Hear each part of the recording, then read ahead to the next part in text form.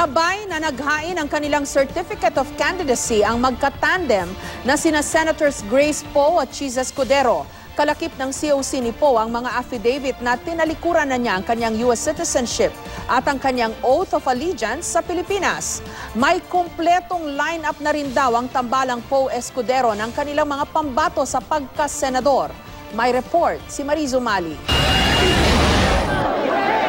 Magkasabay na dumating sa COMELEC ang magkatandem na sina Senador Grace Poe at Senador Cheese Escudero. Kasama ni Poe ang ina si Susan Roses, habang ang kabiyak namang si Heart Evangelista ang dinala ni Escudero. Sa Certificate of Candidacy ni Poe para sa pagkapangulo, nakalakip ang mga affidavit na nag-a-affirm na tinalikuran na niya ang kanyang American citizenship noong 2010, ng kanyang pag-renounce ng allegiance sa Amerika at ang kanyang oath of allegiance sa Pilipinas. Bilang isang nanay, marami tayong pangarap para sa ating mga anak. Dasal natin palagi na sana sila ay magtagumpay.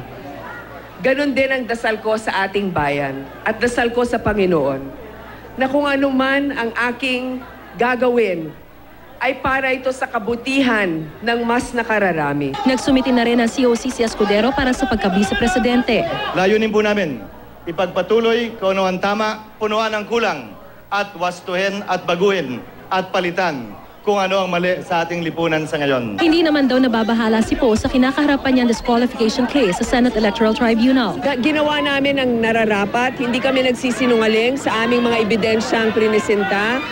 At para sa akin, ang laban na ito ay hindi lamang para sa aking sarili, kundi sa marami pang mga bata na maapektuhan. Ngayon, kung sinabi ng ating hustisya na hindi ka karapat-dapat dyan, ako naman po ay magre-respeto. Hindi rin daw nababahala ang tambalang Poe Escudero sa dumaraming bilang ng mga tatakbo. Ayaw ko isipin na meron kaming edge, mas iisipin namin, dehado kami dahil hindi tulad ng ibang partido.